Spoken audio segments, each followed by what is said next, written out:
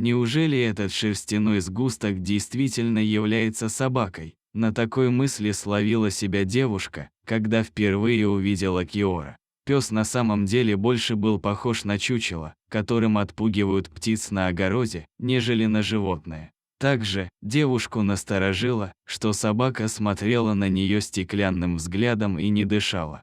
Это заставило ее потрогать пса, чтобы убедиться в том, что он является живым. Как только девушка прикоснулась к собаке, она сразу резко дернулась. К счастью, Киора был жив. Порода собаки – немецкая овчарка.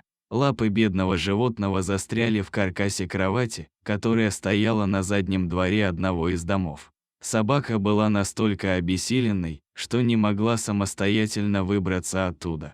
Когда Киора увидел девушку, он безумно обрадовался. Пес понял, что только она может его спасти. Девушка рассказывает, что пес ее совсем не боялся, в глазах читалось доверие. Он словно даже не сомневался, что она непременно вытащит его из передряги. Спасительница освободила пса и завернула его в собственную кофту. Она была поражена тем, насколько он истощенный. Собака была невесомой, будто долго вообще не получала никакого питания. Килина, так звали девушку, сразу же повезла пса на ветеринарный осмотр. Врач сказал, что собака хоть и в тяжелом, но в стабильном состоянии. Разумеется, овчарке требовалось множество лечебных процедур.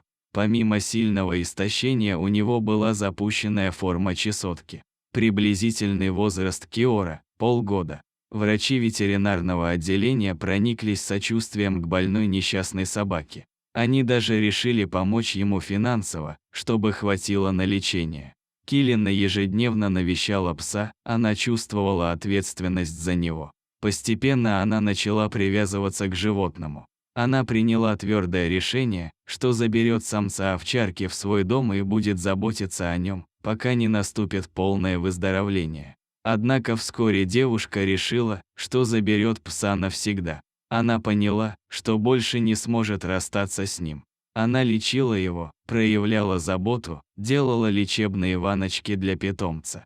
Вскоре его тело начало покрываться новой шерстью, она была красивой и блестящей. Когда пес набрал вес, он перестал походить на несчастного истощенного пса. Это была энергичная, жизнерадостная и красивая собака. Килиона отмечает, что у пса очень приветливый и добрый характер. Он любит людей. Киора живет у девушки недолго, но она уже считает его полноправным членом семьи. Они даже спят вместе, в обнимку. Вот такая добрая и чудесная история.